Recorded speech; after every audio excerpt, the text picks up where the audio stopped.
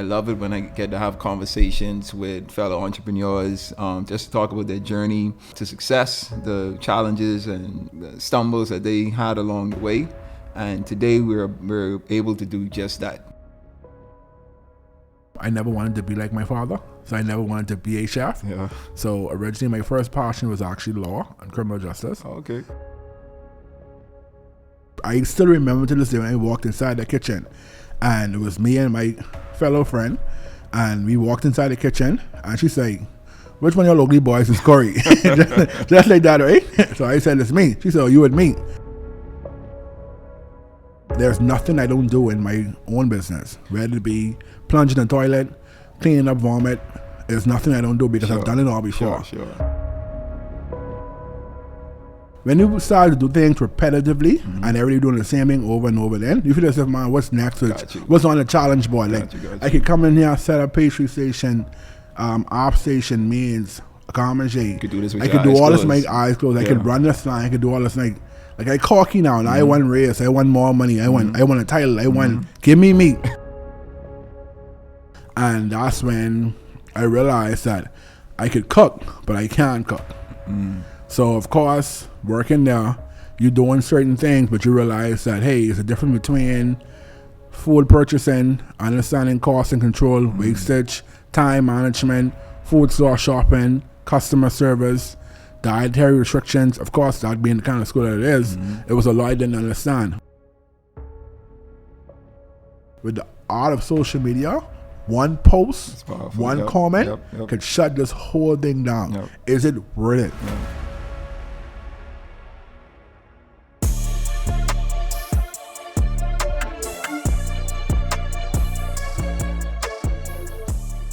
All right, what's up? What's up, everyone? Welcome to the new episode of the Myles podcast. This is Myles Culinary. I'm your host, and as always, the vision and goal of this podcast is to entertain, educate, and elevate you miles high above your fears, your doubts, and any limitations that you may think exist, always knowing that those limitations only exist in your mind.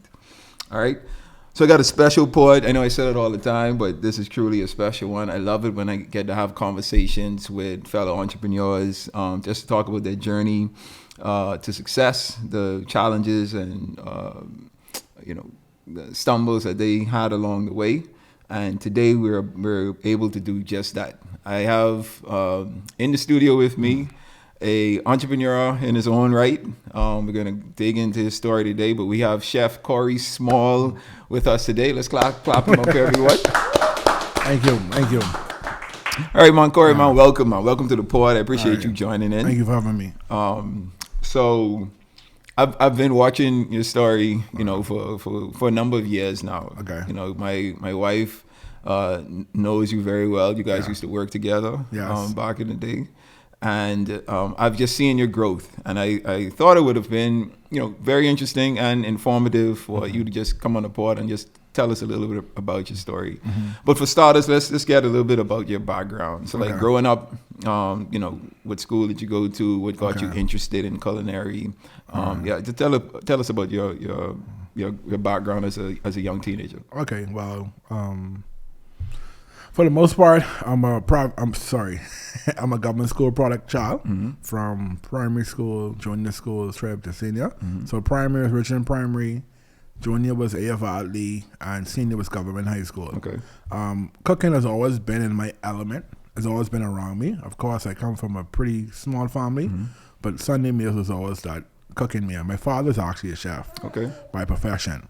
I mean, what we call cook, but he's actually a cook. All his life, from he was 12, when they call working on the banana boat, that's he's been doing it all his life.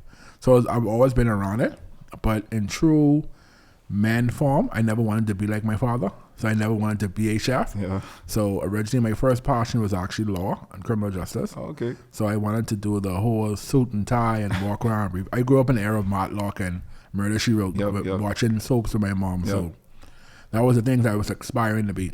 But cooking keep on ran his head up every so often. It keeps coming up. And eventually I say, you know what? Let me just see how far this could take me. And it took me far away, and here we are. So how did you learn to cook initially? No one never sat me down and cooked. But I went to culinary school. Okay. Yeah, I went to UB, about College of Arms at the time. But cooking, the true lessons happen inside the kitchen. Okay. So there are a few juggernauts who helped me along the way. Chef Cheryl McKenzie, she was a former executive chef at Hilton. I started at Great Cliff with Elijah Boat. There was a foreign chef I worked with, Chef Joshua Campbell. He's now in Cincinnati. He was actually the executive chef at Great Cliff. And of course, the frontline cooks. A lot of them threw a lot of stuff at me, but also threw knowledge at me as well. Okay. So, but before that, right? So, like growing up, you said your dad was a chef. You didn't want to be a chef, so you wanted to do law. But even like during that period, was it just observing your dad in the kitchen or your mom in the kitchen cooking and then learning from them? Well, it was more so my mom. Okay. So what used to happen is that my mom she was actually a maid at a Crystal Palace. Okay. So she always used to get up early in the morning to go to work. So what happens on Saturdays when she got off from work, she normally would go home in the bed, catch herself, and then she would say, Corey, dice me up a sweet pepper and onion. So what I'll do, I literally get a cutting board in the room and show her, say, are you doing this right? And she said, yeah, I do like that. And then they move from seasoning fish, cutting the pepper, mashing the pepper and the salt up, seasoning fish, playing with seasons inside the kitchen, and learning how to season chicken, season meat, letting it sitting aside, not knowing it was marinating. And not just thinking, why she taking so long to cook the food and then season. So as I got older, I started to learn the same techniques I'm now doing now, like letting the meat rest before you cut it, because you don't want the juices come out of it, but just saying, she said, oh, leave it, don't turn it off now, or shutting the oven off 5 minutes before the temperature is actually ready for the meat. So certain things I found myself doing now, I just know the techniques of it, the name behind it, but just back in the day, just was cooking. Just doing it, yeah. So even cleaning fish in the backyard for Easter Sunday, like, that fresh and hot cross buns, so making rolls and, we never used to put them fancy cross in it, but just rolls back in the day. But other than that, it was just like, my mom and my dad always cooked. We came from a small family. We had 4 boys in the house and 1 girl. So, we also had to cook. Grocery was always a thing inside those. And then my dad, he actually was on a ship. He was on an oil tanker most of his life. So when he had vacation, it was more so his level of cooking was more organized. Okay. And he knew what he was making every day. So he'd wake up in the morning, always clean his chicken, and then he would season it, and he'd have it inside the pot in the stove, let it marinate. Then he would go in the yard and do some gardening or clean up. He was a yard man, of course, being a Jamaican. That's in all of them. He was to go clean the yard, and he also have fresh herbs. So when I see myself cooking certain things, like I like fresh ingredients. I like using spinach and kale, and when I'm making for certain things. So certain things just clicked to me because it was happening when I was a kid, not knowing. So a lot of my dishes are from the foundation of home. So it's nothing like, you could read a culinary book, but most of my dishes, and I think one of the things a person's like about my food is that it's natural and it's tasty. Like using fresh garlic, I try my best not to use much processed seasoning, like stuff like that. So I would blend up some garlic and basil, some fresh tomatoes and some onion, and make a puree to use seasoning my meats with. So those things I learned, but we didn't have the blender back then. We used to chop up everything. So that was the same thing I'm doing now. Okay, so with your experience, like growing up, obviously you learned from your parents, I guess the basics of cooking. So now graduating high school, it was like at that time when you still wanted to do law, or Well, the funniest part about that is this. So in high school, we have something called job training. Okay. In the last year of grade 12. So in the 12th grade, the vice principal at that time, Miss Linda, her and I got pretty cool. And the secretary was actually good too. So when we were going to job placement, they asked me where I was going. I said, well, I got a place at the British Colonial Hilton. And she said, the woman's like, oh, my chef, my sister is the chef there. I'll let her know you coming. So I said, okay, cool. Not thinking about it, I just glad, okay, no problem. So immediately, I still remember to this day when I walked inside the kitchen, and it was me and my fellow friend, and we walked inside the kitchen, and she said, which one of your ugly boys is Corey? just like that, right? So I said, it's me. She said, oh, you and me. So she grabbed me. She told me to take up, I had an orange and white Reebok jacket on. She said, take this old hot jacket off, put it in the office. And she said, grab the potato sack, grab the onions, peel them and put them in the water. Then after that, I was making a marrow prawn and make conch chowder. So he let me put him in the buffalo chopper. So every day, like I can remember my whole entire tenure, but that summer, and then actually at the end of my tenure was only for 1 week. Okay. She said, "What are you doing for the summer?" I said, "Nothing." She said, "Do you want a job?" So I said, "Yeah, I don't mind it." So she actually hired me after my job training. I was a kitchen apprentice, and of course, being stubborn, I got weary and tired of it. And I probably spent about 2 years there, and I just resigned. I just felt as if I wanted something different to do, and I went to work to Robin Hood in the warehouse, and I did that, and all my jobs in cooking literally came weird. Okay. So after spending some time at Robin Hood, the executive chef from Grey Cliff called in, and he was like, he come to purchase a television.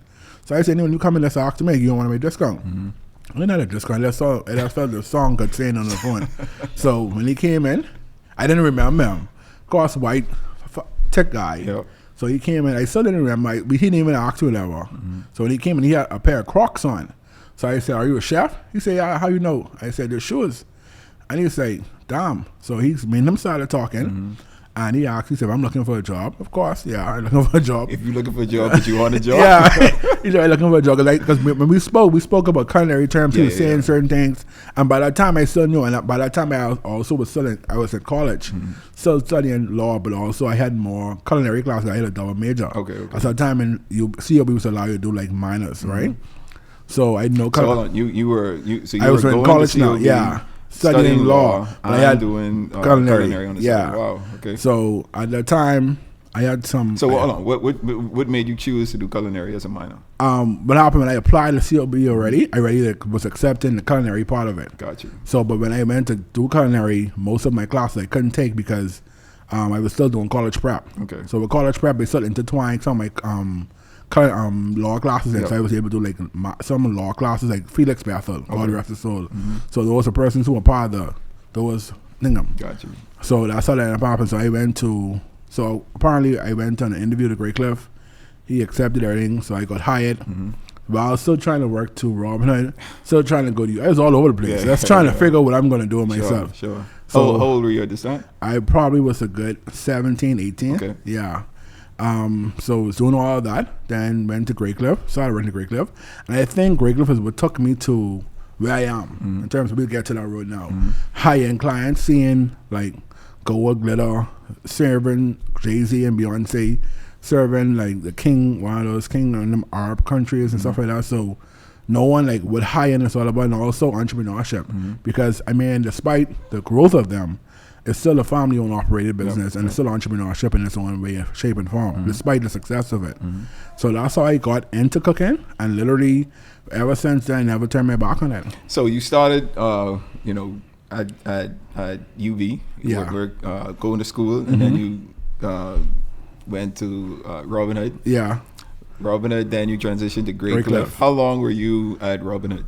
I was at Robin maybe less than a year. Well, no, sorry. You started at British Colonial first. I was at Hilton probably about a year and a half. Okay, year and a half. Then I moved from Hilton and moved to Robin Hood. So about a full year, if that.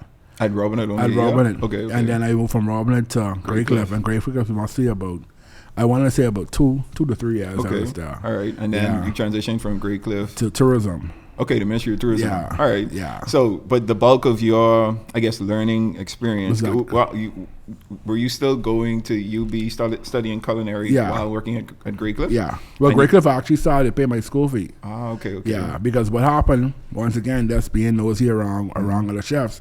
Grey Cliff had this thing one time. So hold on. It's a lot. You say something that's not, no, but you said something that's important, right? Like, you calling it nosy, but a lot of the times, like, people want to help people, but you got to show interest in wanting help. And I think, like, that's what you were doing, right? Maybe being closed mouths. Don't get fed. Absolutely, right? Yeah. So you remind me about that when you said that. Remind me that same. I can tell you how we get to Oasis. Okay. All right. So you working on a job, and you know, most people might be like, I working on this job, I guess could do what I need to do, and they ain't really go get involved into nothing. But you know, you calling it nosy, but it's like interest, right? Because you seeing stuff you're interested in, seeing people doing things you might want to learn or you might want to do one day, and you ask some questions, right? Exactly. So that go ahead. I just wanted to make sure we highlight that. So when I left, when I was at Great Cliff, I was such a student of the art in terms of I never used to watch time, never cared. And I was the same transitioning from Hilton. Like Hilton, I never used to watch time. I never really, I mean, being young, no responsibilities at all. Sure. I didn't have a car, so I got to move when the ride moving. So the ride say you getting off 12, I got to wait till 12. And me being 12, I'm not going to sit down, let's wait till 12, then get right lessons doing something. Either working in a banquet, pastry, starting, helping someone housekeeping, and that's just all over the place.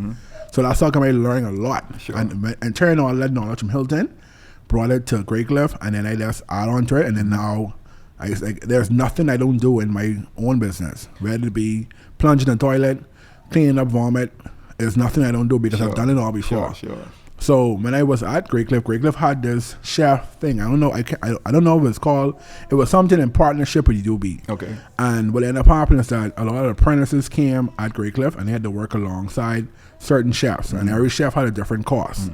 And the chef who's out there, me and Monka, who was on Mother Freeze, him and I, that's the first time I ever met him. Now, you always heard about him, Manny, Simeon, those chefs, right? You always heard about the legends of the culinary field, quote unquote. Well, young legends at the time, because they were coming up. And you always heard about them because I think me was actually at Ocean Club at that time. And he saw me working. I said, he's saying, man, I want you to come work with me. So, of course, Chef Josh heard that, who was actually the executive chef at Great Cliff. I say, man, hey, but transition on the Atlantis offered me an apprenticeship program, and he was livid. So he said, man, give me a week, let me work on something for you, and let me get you sorted out. So when I told him that, he came back, and Great Cliff offered to pay my school fee in full once I maintained a certain GPA, which was here and there. But it was none of that was all on the table. I didn't mean full salary too, so I was cool with it. Wow, so you was getting your school fee. I was getting full school fee and full salary. Yeah, it wasn't like the actual apprenticeship program, but they have you in half salary and they pay your full school fee. So that worked out well. And then I worked, and then I'm still working with other chefs. So what I did like private functions with them, just learning more. This field is always something learning. There's always new and networking and communicating with chefs in your field. So journeying on to something else, when I was at Great Cliff, there was a pastry chef who was there, and she was also a private chef as well, but she couldn't take on anymore. So this is when I started going to private events. So my first actual private client was Bramble McCartney. Yeah. So when I was working at Great Cliff, of course, things started happening when I got too cocky, I got too big for my shoes. Like I finished. Why? Let's sit right there. Why the issue with that is that when you start to do things repetitively and everybody doing the same thing over and over, then you feel as if, man, what's next?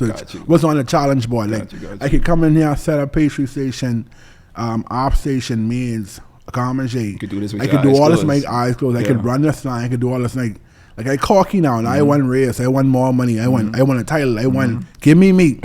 Forgetting that, hey, these people actually brought you to this.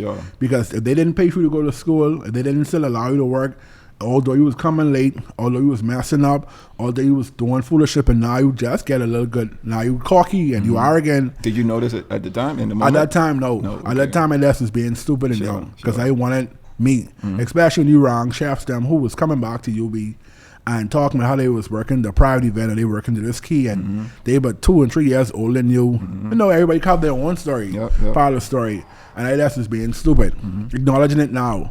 And I think I left Great Cliff out on a rage, and by the grace, I was still kind of saved because the chef who was there, she would have given me a link in terms of working at Lisa McCartney and Bravo McCartney at that time. And she had a school with just Meridian. And I was working as a private chef. And of course, I started making money. When we say money, it's not money, but I started making a couple of dollars because I was actually running the school program. And that's when I realized that I could cook, but I can't cook. So, of course, working there, you're doing certain things, but you realize that, hey, there's a difference between food purchasing, understanding cost and control, wastage, time management, food store shopping, customer service, dietary restrictions. Of course, that being the kind of school that it is, it was a lot I didn't understand. But I was able to, I was always a MacGyver. I could figure things out, especially that was a time of when Google and YouTube was on the rise as well. So I was able to figure things out here and there. Wasn't no Siri yet, but I was able to figure things out. And then I actually got fired. From Meridian? Yeah. So what happened?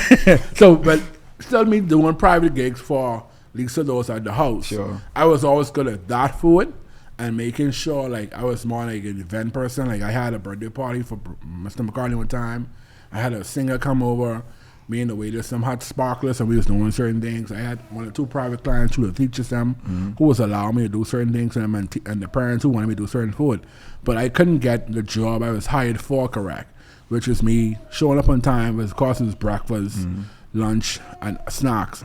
Having enough food, just managing myself. So of course, were you by yourself though? I had a team. When I say my team, it was my mom and my brother. Okay. So it wasn't really much of a team. I was still leading everything. Sure. So like, and then even that, the stuff like that teaches you that you can't do everything by yourself. So while I was doing that, I would have already finished culinary. But me still being stupid, because I was making money, could afford school fee. I was still trying to do law. So I was doing law private. I still have a full-time girlfriend. It was just all over the place in my life at that point. It's still all over the place in my life right now. But it's a little bit more calmer. Sure. But I just doing too much. And what happened is pretty much Lisa at the time, she said, hey, she understands, but this is not the place to provide on-the-job experience. I always remember the email. It was a Saturday. I was by my girlfriend at the time, and that's when I had my BlackBerry. And that's when emails actually came to your phone at that time. I had a BlackBerry bowl. I remember that because I found it inside a taxi cab when I been in Tampa. And I had that. I've been on it. Like, man, I could do now. So I had that, and an email came through, and she said, she said, Corey, we love you. We understand what's happening, but this is not the place where we could provide on-the-job experience. And pretty much she said that she just wants to end the agreement between her and I, me running the cafeteria. She said, you're a great cook. I believe you're going to be a great cook one day. But at this current time, I cannot allow what's been happening last semester to continue this semester. And how did you feel in that moment? I was upset because I felt as if I did so much for them in terms of extending the olive branch, where there was even like, and I remember, hey, you came like, so you were not really working overtime. I was doing events for them at their house, which was at a great, like, I feel as if it was at a great loss sometimes, but just wanted to gain the experience. And then actually at that time too, that's when I started to work at tourism. So how did you get the job at tourism? So you got a job at tourism after you got fired? No, I had a job at tourism while I was at Great Cliff. Wow. Okay. Yeah. I was all over the place. I was all over the place. Yeah. So I'll go back to me. Let's finish Lisa part. Sure. So she pretty much was like, she just couldn't allow it to happen this semester. So it was so good. But of course, when someone lets you go, all the side is all the mind. So of course, the private calls start coming in. The teachers themselves requesting certain services because, hey, I don't see you, so you're not the first thought in my mind. But while I was at Great Cliff, I only used to work evening shifts because I was done with school. Okay. So I only had evening shifts, and I had school once or twice. I was just going to studying law on the side. Great Cliff tourism had a program called High Flyers of Tourism, which was implemented under Vincent Vanderpool Wallace. I guess when he came back to tourism, he was the old DG. So I guess he felt as if tourism was lacking no talent, no initiatives, and no ideas. So when I came in, it was actually on a summer program, government summer program, $225 a week, which is $225. It was either $175 or something. Say $225. Yeah, it was like one something at that time, right? A week.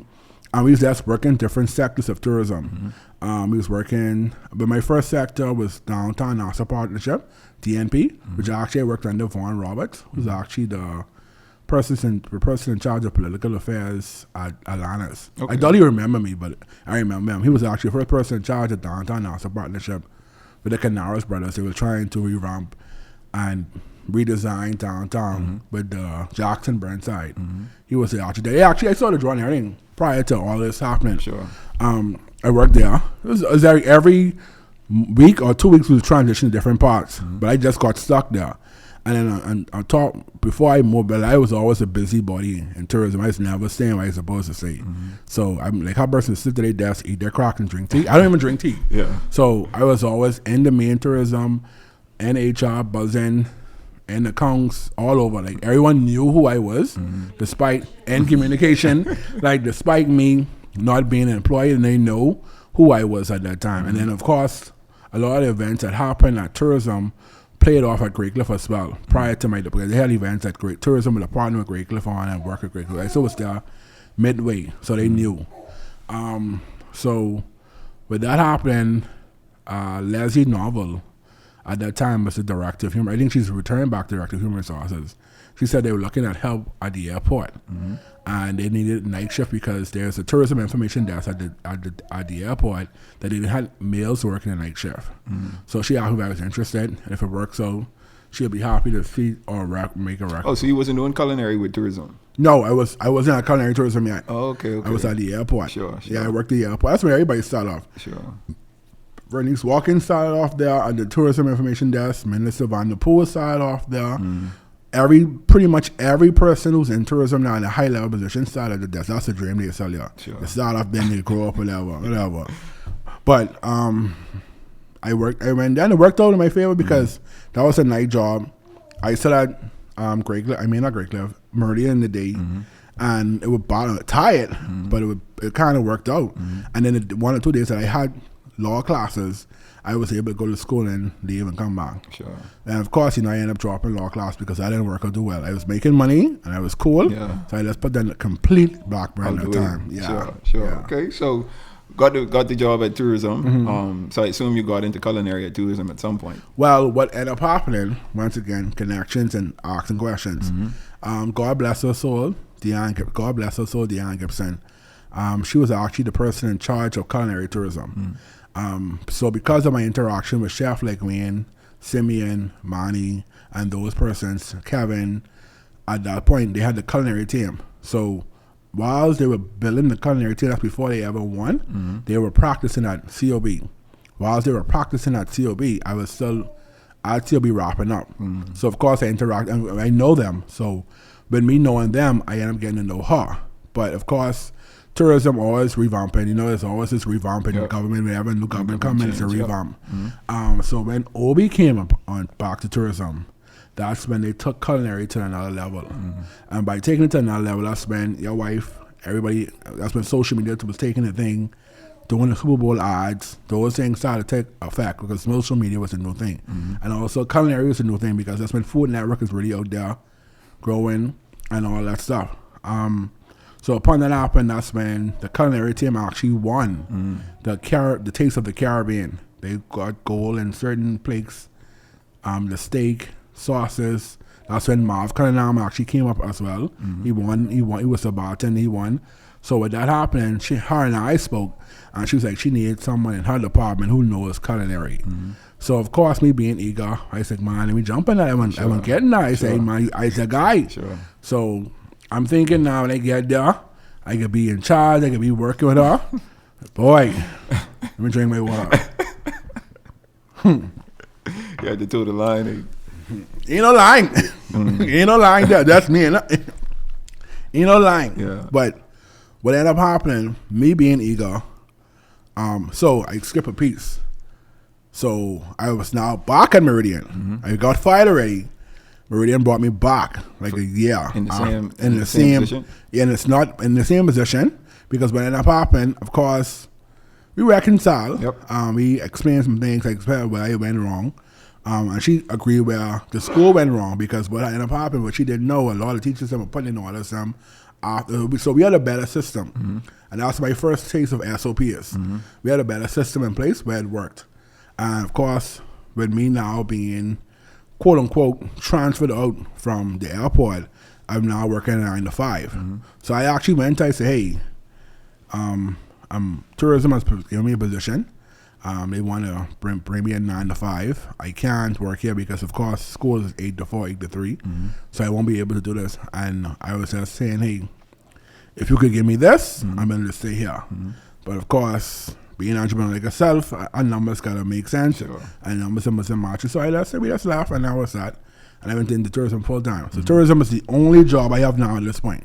I have no Robin Hood, no Great Cliff, no Hilton, no Meridian. Tourism is my only source of income at that point now. So started working in culinary tourism. I was livid because then I really felt my government salary. Because you hustling all the time. So when you got that, I just added to what you already had. Sure. But nothing like when you working the only government salary. That's the only thing you got.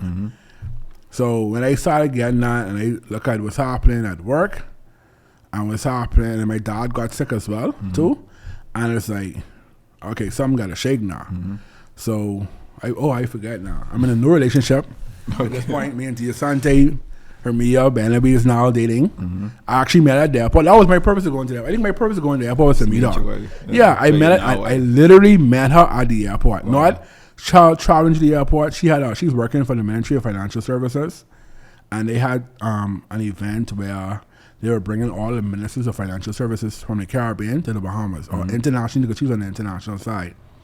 And it was just, I actually was supposed to call out that day from work. I just wasn't interested in going to work. I came to work. They assigned me to work directly with her. Me and her started talking, and pretty much didn't really hit it off too good at first. She bought me lunch that day, which I thought she brought me lunch, and then it came out that they had a per diem where you could buy food for this person. Oh, wow. So she bought me a pizza from the pizza joint upstairs, and every time we would just go get pizza from that same place. So that's where I met her, and then traveling along, I actually started working tourism, like I said, full time. Sure. And I work in culinary tourism. Listen, that was the most humbling experience working for full time as government. I implore anyone who works for government, and I understand your struggles. Sure. So that's why I worked for Miss Gibson. Like I say, God bless her soul. I think. How long were you at tourism? I think I did 5 years. Oh wow, okay. Yeah, I think because I was your longest stint. Yeah, that was my longest ever employed job ever. Sure. Besides entrepreneurship, I taken the lessons from Miss Gibson now and applying them to my staff and in life. I'm appreciative now, but I was not appreciative at that time. Yeah. With I think we and her used to buck heads every day, and it wasn't like we had it out. It was just disagreements, and I don't think she was a rude person, but I don't think I was also rude. Just that I had my way how I wanted things to be done, and I think she agreed, but I had to learn patience. Sure. So I didn't have that because every day for yourself. Hey, this salary ain't making no sense, and I trying to make. Cause I used to being on my own and making things happen and having options. Now I gotta start drinking tea and biscuit like the rest of that. I could have gone by Starbucks one time ago, but now I gotta. Hey, what kind of Lipton tea you get today? I had a part of Lipton tea crew now. Do you feel like there's more to life than what you're experiencing? That deep down you're meant for something greater? It's time to stop wondering and start discovering. At the Monroe Institute of Leadership, we believe every person carries a unique purpose, a calling designed specifically for you. Our transformative courses, Discover Purpose and Unlock Your Potential, are crafted to help you uncover that purpose and equip you with the tools to step confidently into your destiny. These powerful courses are for leaders, entrepreneurs, students, and visionaries like you.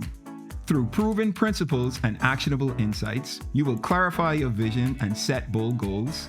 You will identify your strengths and passions. You will overcome the barriers holding you back, and you will step boldly into your God-given potential.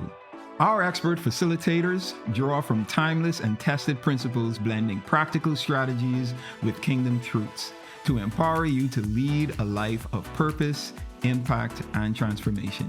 The world needs what you have to offer. Don't let another day pass without unlocking the greatness within you. Visit our website, themill.org, and register today. The Monroe Institute of Leadership. Renew your mind and transform a generation. So stuff like that. So you on the at tourism. Yeah. You're there for 5 years. Not really liking it at all. And thinking, man, I got to do something different. Yeah. Something I got to try and bring something new and some more money in. And then what does the idea come up of? Hey, let me go start my own business, or like does an opportunity come? How did that come about? Prior to the bush cut, right? there was my first, I know we spoke about this, but I know after my first, I forgot to mention it. My first actual thought on the business, and that's where D and I actually met outside, first time we actually met outside of her work, was a program called My Kids Lunchbox. Okay. Now, that program was pretty much a healthy lunch program for kids. So, of course, once again, being in the element of private school, you see the way our parents didn't mind spending the extras for instead of Doritos, a kilo chip. Instead of Jello, they don't mind buying yogurt.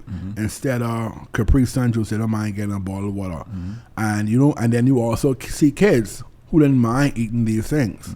So of course, coming from where I came from, which is a private school, public school, there were things that we wasn't even privy to. Most people probably consider this an apple or orange. When you talk about strawberries or cherries, these things when you see around Christmas time, when they're in the house, because everybody doing grocery shopping, or when you sneak one or two super value, when you're eating it through the aisle, you never see these things. And then we only grow up on Doritos or Cheetos or the puff chips.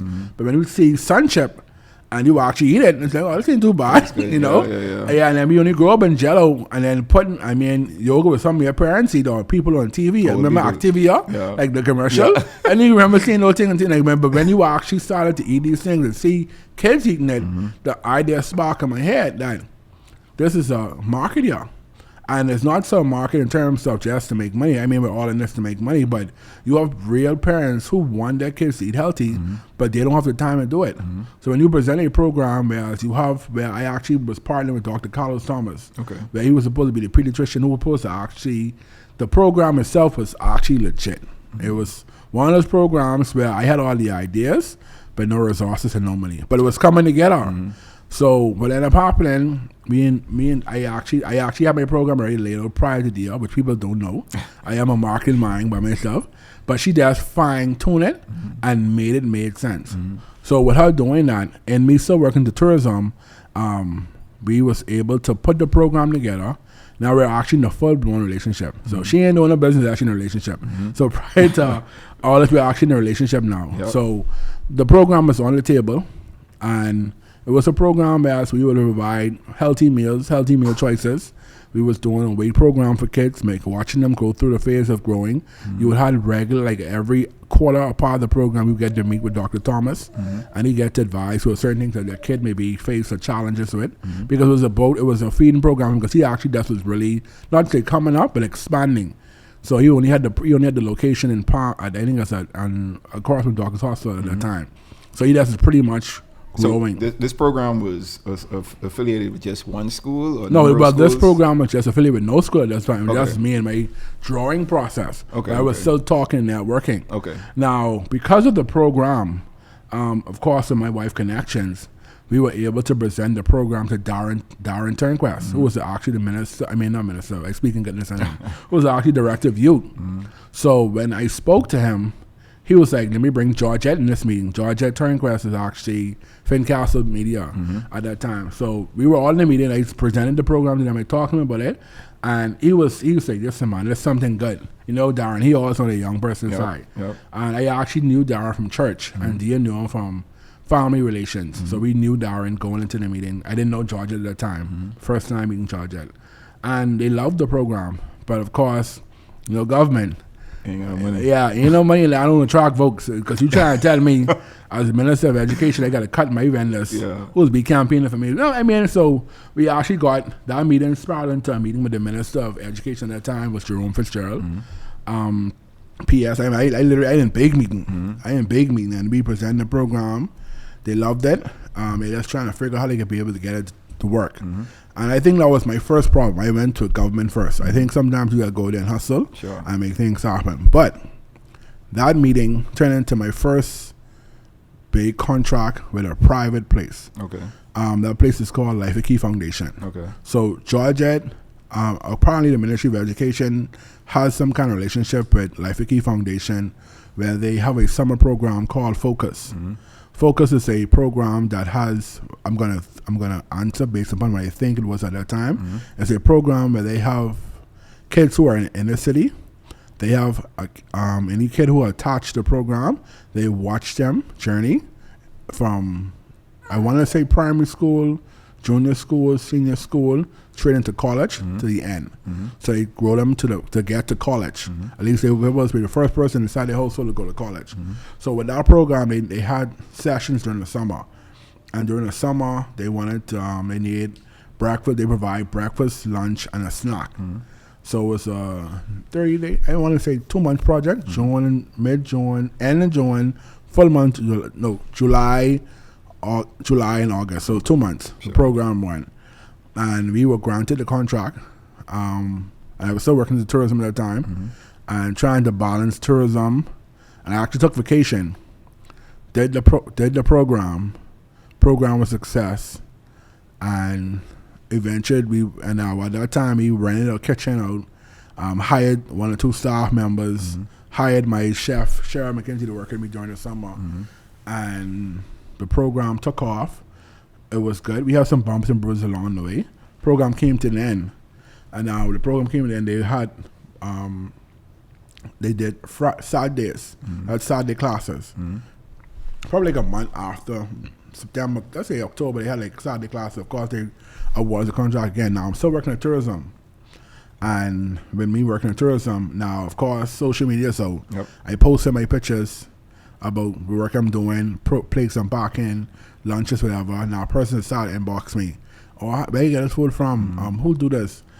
Government contract. Someone messaged me. Someone saw my post. Say, hey, we have an event next week. I want to like a plated event X, Y, and Z.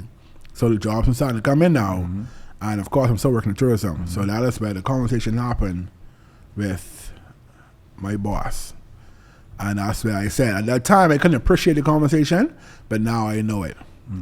So of course the program ended. I'm still trying to be all over the place again. Like trying to manage that. Like I had to work taking calls on my phone, trying to walk out the office and trying to work on a contract with another client, trying to get a job here and there. And it's just the stress of it all, trying to do all that, I crash. So I remember Camelo said, hit that rookie wall. I hit that rookie wall because I was going all day from breakfast, lunch, and dinner doing that program, trying to balance life, trying to balance tourism, balance being a girlfriend, trying to be all over the place, still trying to be young and wild and free, out clubbing, partying here and there, and still trying to do everything. And I hit the rookie wall. So the rookie wall was more so you can't do all those things by yourself. Contracts were still coming in, not contracts, but 1 or 2 jobs from a private client hitting me up because they saw the plates. So hitting the wall was what, just getting tired? Well, getting tired, but also losing jobs. Losing in terms of I had so my first real event outside of the contract, and second it was Life at Key School hit me up. And they had like I want to say like a PTA meeting per se, and that contract for the cafeteria was up for grabs at that time. I didn't know that, so they already had a chef they normally used to work with, but he was unavailable. But because of my program and the Life of Key tied in, they saw what was happening. They asked me, "Hey, can I do an event for them?" So I said, "Cool, fine." Give them a quote. They accepted. My CMT from the program. Because at that time now the program would have ended, but what happened is I had 1 or 2 schools who still was interested. So I had like a small team. We was doing lunches at certain schools. 1 or 2 parents from different schools was allowing me to come and drop to their kids, and that's where we didn't do our research. So I'll go back to that. So let me just get to where I hit the rookie one. I was like my first deflate. So we did the event at Life at Key. And I let my staff prepare the food because, of course, I was at tourism, trying to do a tourism job. So my staff was preparing the food. So times I arrive at the event, I organize transportation, get the food there, chafing dishes. At times I arrive at the event, food is right on the line. So I in the kitchen, I said, okay, this making sense. It's good. Not until I started seeing all the plates and started to come back to the kitchen, right?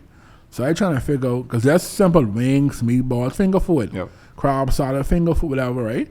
All the plates started coming back to the kitchen, right? So I'm trying to figure what's happening. I'm saying, quote unquote, these white people, they probably didn't want whatever. That's not saying it myself. At the end of the event, still didn't catch on to me yet. At the end of the event, the principal came to me. She's like, we don't eat raw chicken. Wow.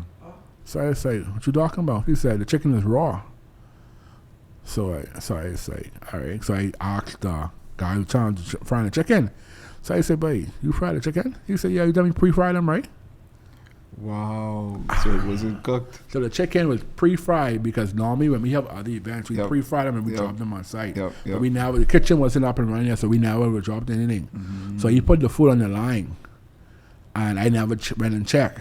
So me being all over the place, I never could have checked and that's where I lost the opportunity. I feel that that's where I lost the opportunity. You know, be considered because if I went to give raw chicken to the parents, who paying the school fee, that's what I do to the kids. So that's where that rookie wall was a part of that. Got you. So the chicken was raw, wings, and the principal pretty much, we didn't even speak after that. I mean, pretty much, Ven was pretty now. Everything else was okay, but hey, that was your meat, that was your protein. That was everyone gonna go. I mean, everyone may not eat the salad, but everyone gonna taste the wings, especially they look good. So all the wings was raw. Like every plate had wing and that's raw. Like not even like to the bone, but like literally when you bite it, just raw. Yeah. Wow. So how was that experience like? Because I know, you say you was running around doing a lot. Probably was in prioritizing things like on the job and whatnot, right? Yeah. So that experience taught you what? I don't think it taught me anything. I just was angry. I didn't allow the teachable moment to come into play yet. Gotcha. It was just more so angry and disappointed because I was disappointed in myself because I don't like a disappointed client, especially, I mean, not to say different clients are different, but that client, because I had the thought process of, hey, now my program can really take shape now. I can be able to go and implement my program because that's the market that you wanted, because you realize that's a market to go after. And I mean, and it was, and I tell you this much, those bracket of people, when it comes to business, it's business.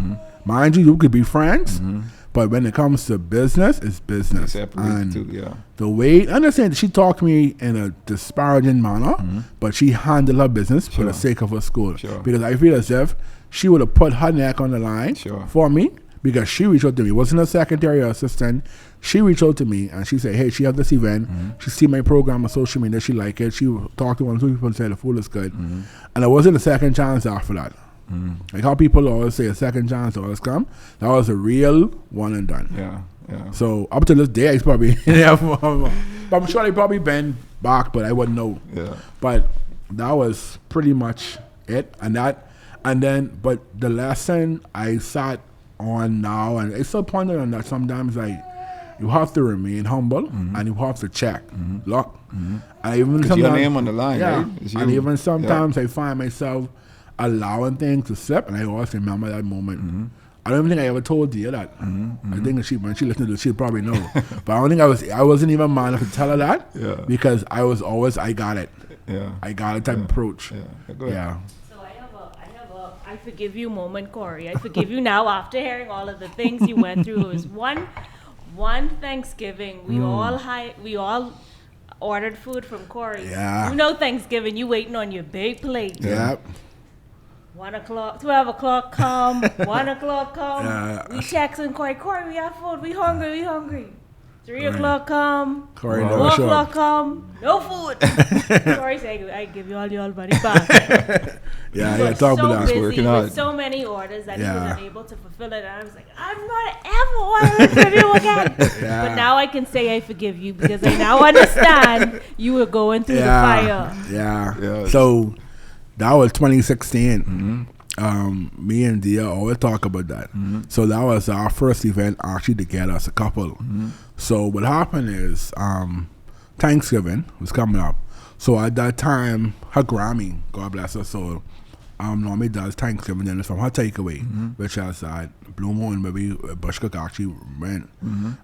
So Dia, being the marketing guru she is, so this is she knows, she's over for that. So what ended up happening is that Dia was working in financial services still.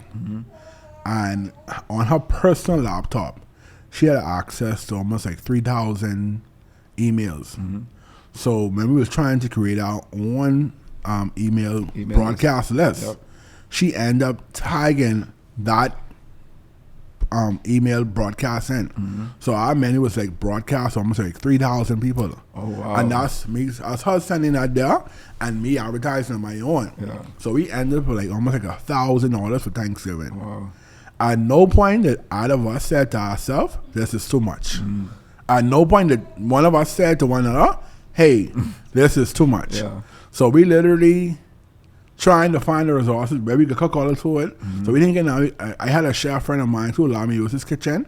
So me and one of my other friends, Jeffrey Edgecombe, he's actually the chef at Governors now, was literally preparing 4 turkeys and 2 bags of rice to feed 1,000 people. Because we didn't understand quantity. We thought as if we had it under control. Yeah. We thought that, man, we got this. So that morning I was in the kitchen screaming, like confident, arrogant. Man, I got this. And I see first order going out. So I say, hey, bring the next pound and thing of turkey out. So when the guy bring the next pound of turkey, he said, this is the last one. It's the last one. I said, last one. So when I saw it happening, I already see what's great on here, right? So I saw answer my phone. The call started coming in. Yeah. So Dina, who worked with the wife, she's messaging me. She said, boy, dude, what's going on? I said, Dina, boy, I know. I know. So, of course, we had a lot of disappointed people. Sure. And the persons who actually got served, they enjoyed the food. But there was at the point where, listen to me, I don't care what no one say. Whenever you serve on Thanksgiving Day, they're going to be some spoilage because you're literally cooking that food the day before. And there are persons who will receive that food, and if that food sit there or the temperature control is on, and when they get home, my food's sour, my food don't smell right. And that's just what it is. And that happened with us with a few clients. So 2016, I vowed to myself that I would never serve it on Thanksgiving dinner. Granted that we did break that vow because the next year, D and I, just being juggernauts of it, we went back to the table, we fixed a few things, and ever since we've had successful Thanksgiving dinners. But if you leave it up to me, I would never serve Thanksgiving dinner. Never. All right, never. so let's get to the entrepreneurial aspect of your decision, right? So you're working in tourism. I guess you now met with this decision, like you're doing a lot outside of tourism, and tourism requiring you to live up to the job that they hire you for. Yeah. And you had to make a decision, so you decided to go out on your own. And start your own business, basically. All right, so I didn't decide that. Okay. So what happened is I took some time off from tourism. I was trying to put in some time off to pretty much focus on where I wanted to go. So I asked HR, just trying to find the information because you see it happening around you. And you see persons who working for government who will have the month off when campaign time come. You saw a person working for government who's actually in charge of HR who have Christmas off to bake cakes. So you're thinking now, hey, this is a norm. So let me just write a request. Of course, my request was denied. Of course, I was put inside a meeting. We don't operate this. Whatever protocol they find or whatever the moral compass was at that day was a no. I was like, whatever, scratch it. So being a typical government worker, I started taking my time off. One time, I stopped coming to work. So when I stopped coming to work, they would have sent. Let me show you how clever persons who are after you could be. Not after. Now think about it. It wasn't after. They just wanted me to be fair. I wasn't getting paid, by the way, but they actually showed up to the bush cook. Wow. And the HR person showed up. Oh, so you're ready. I was already in bush cook mode. Okay, so okay. I'm talking about when I left my job. So I was already in bush cook mode. Not. So at which point did you start the bush cook? The bush cook was already started. I want to say the beginning part of 2017. Okay. Yeah. So what was the decision to start? So what happened is that because I was doing the My Kids Lunchbox thing, and I had one or two schools I was still operating with, Dia and I felt it necessary to move inside her Grammy's takeaway. Okay. And we moved inside the takeaway because her Grammy would have passed. God bless. And the takeaway is available. And we could no longer function at my mom's house. And of course, my mom was like making noise at this point. Persons come in the house and, old people go, they want their privacy. So she was pretty much trying to be a nine. Love my mom. So, of course, that pressure of dealing with that, they was like, hey, we might as well take the opportunity, just move inside that we just got to get it to some pass on it. And we started working on that. So what ended up happening is that, of course, coming there, persons knew the takeaway was a spot. I think they said it was Bear's Fish Burger or Bears and food that was always there. We moved into the takeaway, and persons started coming to the window. We say, hey, we only operating for a private event. So eventually it got to a point where we started to do contracts, 1 or 2 schools, and we say, hey, we have these staff here still there full time. At that point, I still wasn't making no money. So the year salary and whatever I was making from tourism was to take care of payroll. I was sustaining. So every end of the month we had money. During those first 3 weeks, we was popped down, making things happen. So we just started doing that. So what happened is that at that point, we was like, we might as well start off with saying lunch. We just offer lunch. Whatever we serve in the menu that day, at my kids, it's going to be serving the lunch. So of course, I moved from, we could just do snacks. Just chicken and fries, just burgers, we could just do snacks. So it started growing in the area, all right? Of course, post-then, people seeing the burgers, those kind of things. So it moved from that to, the name didn't come out yet until it was still no name on the building, was still no thought process, anything. I ended up doing some food for Jason. I can't remember his last name. Jason is actually the president of flag football. So I ended up doing some food. He ended up getting some food from a takeaway at that point. So he was like, hey, we have flag football. We're looking for someone to come and do some jerk on the week on Sundays because persons be outside there. They want to do some jerk. So I think, okay, cool, fine. I could knock it up because I just be off on Sundays and then I can make the extra money. And I'm good at jerk. So, of course, being the marketing person that my wife is, she said, hey, we can put a flyer together, we get shirts made. I say, hold on. We're trying to make some money right now. You talking about spending more money? She's like, well, you got to go to Canada, let's go there, and you got to be different. So she's trying to put a flyer together, menu. So she's like, what name we could call it? So I say, name. So I said, I say the Bush Cup. Let's call it that. Just out of the blue? No, that name came from the Hilton. Okay. Now, the Hilton name, that came from the Hilton because there was one particular shift I used to work in the nighttime, right? And there are some older waiters and bartenders. And they was always like bullying, all right? So in terms of like they'd put so much pressure on me, I used to end up burning the pizzas or the food. So what I used to do to cover the food up, I used to put a bunch of pasta in it. So when they come in the kitchen, they notice that. So I mean, of course, white people at that time now, they kind of drunk, so they didn't care the food burn up or whatever. They just want to get some meat sober up. So they started saying, "Bush cook, could you cook today?" Bush cook. So they started calling me Bush cook in Hilton. Bush cook. cook. Putting Bush to cover up your. They're putting Bush to cover the burns in the food. Got you. So they said, "Bush cook, could you cook today?" All right. So that's what I was, and I used to burn him because I was ashamed. So when she say, "What to call it?" So I look at her and she look at me and she say, she actually, because I told her that story, she said, what about the Bush cook? I said, all right, whatever. So she put in the flyer and that's where the name came from, the Bush cook. And the stick from there. Wow. Yeah. Wow. So you running the Bush cook now. Well, I guess eventually started the Bush cook. Yeah. Still just doing lunch at the time, you know. Still doing lunches, and we still had the side contract with the key program on Saturdays only, but we still didn't have no name. So that so the name came about because you was doing the flag football. Okay, got you. So when I started doing flag football and the jerk, and person's like, oh wait, why you cook through the week? Like we could get this food through the week. Then I started saying, I'd be right there, market share, I'd be doing some food there. So of course, persons from flag football started coming there, say, man, I come in to get one of them jerk, because I started doing jerk too on the weekends, and then I started doing my other menu. And that's how we really put a menu together. We started doing breakfast. So we started doing the omelets, shrimp and grits, started doing eggs and tuna and all that stuff. That ain't a lot, because you know, I always used to look at the Bush Cook menu and be like, bro, y'all just offer everything. So once again, marketing minded, and she said, it's like, you already have pork chop on the we have a pork chop burger, right? So you already have pork chop. So why not do a pork chop snack? Why not do a pork chop fettuccine? Why not do a pork chop dinner? Because it's still the same pork chop. Sure. So, but it's different concept. Once again, not really thinking about it. When we look at our menu, it's like, this menu really huge. That menu was a binder, a bifolder. So we really thought about it. And it's like, no, it wasn't. At that time, it wasn't not because you have energy. Like I bouncing around. I didn't care.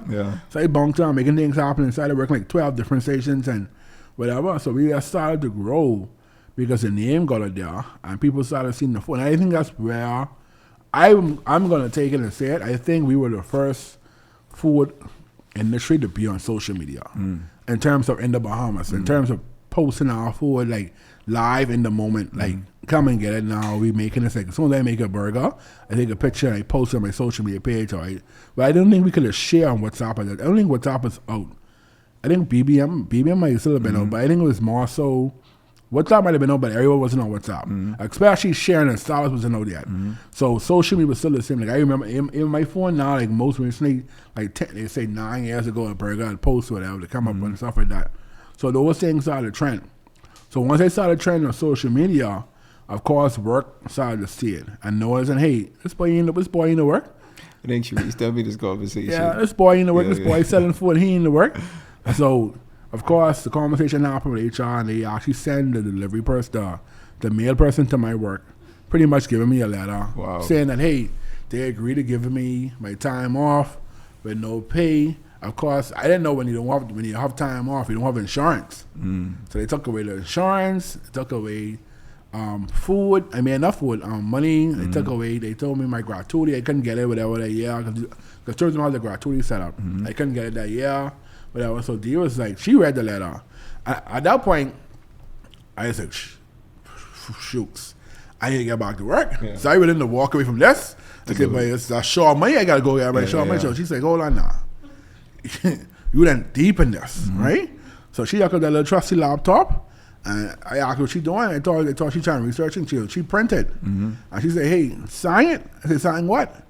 So there's a resignation. This don't make no sense, Corey. You really into this, right? I work and we can figure things out. You blowing up, you trending. I didn't know what trending was.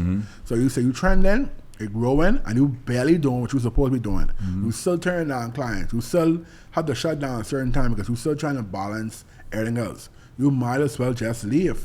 Now, in my head, what young persons leave to is government. Because we thinking we get a little 50 grand loan and we can pay it. Like you thinking those kind of things. So I still was, that was one of those moments where I just walked on faith and I sang it. And I didn't know it was pretty much like a middle finger to the HR department because I guess they was trying to call me out. But I just, because I said, hey, wait, let's wait 1 minute. So they didn't expect you to sign. And see me and the delivery person, Damien, I call us Damien, was cool. So I said, hey, take this back. So he didn't know what he was taking back. So he called me saying, boy, you sent me when I saw it happening. I said, but you didn't tell me that's a resignation letter. He said, you didn't tell me that's a resignation letter. I said, man, everything cool. He said, boy, but they hot, boy. They said, hot. They hot, boy. And the thing about it is, right, in the letter, it was some money miscalculation that I owed them, right? Something where I would have owed them a couple of dollars there, right? So I didn't know in the letter that they would have put the money in the letter down to the cents. Wow. To the cents. Like, he said he feel the coins inside, but he didn't know what it was. So she took the letter back to HR and they gave it to them. But full circle moment. At that time, me in tourism, we wasn't on no good terms at that point. People in tourism, they used to call us the newbies at that time in tourism. They ran. I used to renegade. Now he was our Martin Luther King. He was our like that kind of way. But we wasn't on good terms. But I felt as if at that time I felt as if they was just being sting towards me because of course I felt as if my old manager, Miss Gibson, led that charge, saying that because I feel as if she just wanted me to be fair in terms of because we had a meeting prior in front of my old boss, Martin, God bless his soul. We spoke about and how common to me was you cannot serve two masters. And I what I'm talking about. What you talking about? So she just was always a person who spoke in biblical terms, and of course me being rude, not trying to even understand what she's saying. It was an issue, but now I understood it now because I face the same flight with some of my staff and people doing the same thing. And when entrepreneurs come on Facebook crying about, oh, I tired, and people don't understand you got to be fair and you got to be this. But when you get the real backstory, you ain't putting it in. You ain't putting in that time and you got to serve. You can't serve too. And that term goes deeper than just serving God or whatever. It goes in terms of anything in life. You can be a student, but you can't serve two things. So that happened. I moved forward. But full circle moment, picking back on it, last year at my first official event at the Oasis was tourism staff party. Oh, wow. Yeah, they hired me to be there chef. They catered. I catered their staff party. Same HR person who's back now in the spot. Certain people are still there. Everybody loved the food. Everybody was congratulating me. It's like they would have to return home now. That type moment. So that moment felt really good for you. Yeah, I did because I felt as if I was at peace because there's actually a lot of ideas that I wanted to bring back at tourism, but of course, like boy, that ground wasn't too good, so you really just kept quiet on it and didn't say anything about it. And of course, I had one or two persons who would still message me from tourism, but you always go. The persons who make the decisions are still there. Yeah. So I wasn't even about to approach them on that, but when I saw that there was, because I thought they didn't knew who was there, but they knew because, of course, when payment time came, I was able to get paid. There was no problems. Like, hey, let's say, I told my team, listen, if one event we can't mess up on, I check the chicken that night.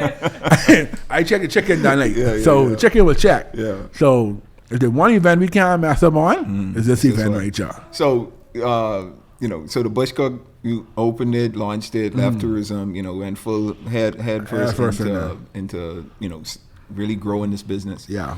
Started to do well, marketing took off. I guess your wife is she was leading that charge for that. Yeah.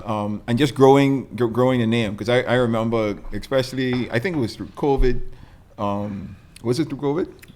Just when the whole you had like this taco situation. special phase that was going on. Yeah. Tripled over. Yeah. That was COVID. I literally, before I came here, someone messaged me about that same post. Bro, that's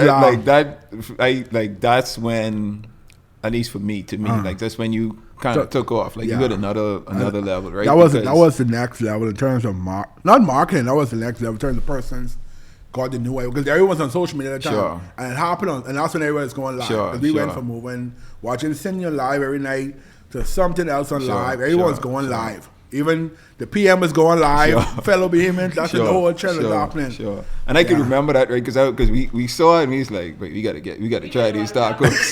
Because these tacos, if they trip it out over these tacos, you know what I mean? So, and the food was good, and I think like you could market as much as you want, right?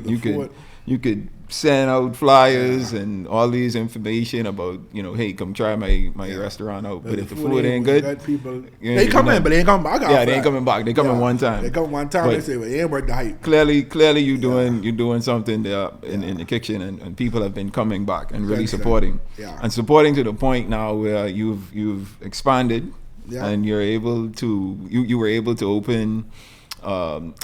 I guess fine dining, Oasis, and you've had that for how many years now? Well, Oasis actually it's less than 2 years old. Less than 2 years, wow! And you're already expanding again. It just blew up. And what's the thought process behind, like, okay, I have this establishment, the Bush Cook, where it's like almost like fast food, quick service, and then you have this idea, I want to transition into a fine dining establishment. Like, what's the thought process behind that? Oasis pretty much came from during the pandemic, which was 2020, 2021, going to, I think it was 2020, 2021, one of those two. I think it had to have been 2020, still 2020. The summer of 2020, I actually got a call from a yacht friend of mine, and he told me, hey, he ended up buying, you have a client who had a chef. The chef walk off the ship. Him and the chief steward couldn't get along. So he said, "Hey, he want me to come and take over for the 2 nights, the 2 days, and I'll go after that." So I said, "Okay, cool, no problem, fine." I was home laying across the bread. We just got beat badly making tacos. So I tell the wife, I said, "Man, it's the perfect time for me to get away." The team didn't really need me because it was just, only thing I was moving was tacos.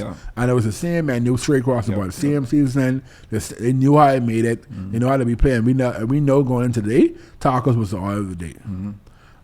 So I took the opportunity and went on the yacht. I used to do yacht in past, but I went on the yacht. There was what they call the owner's trip.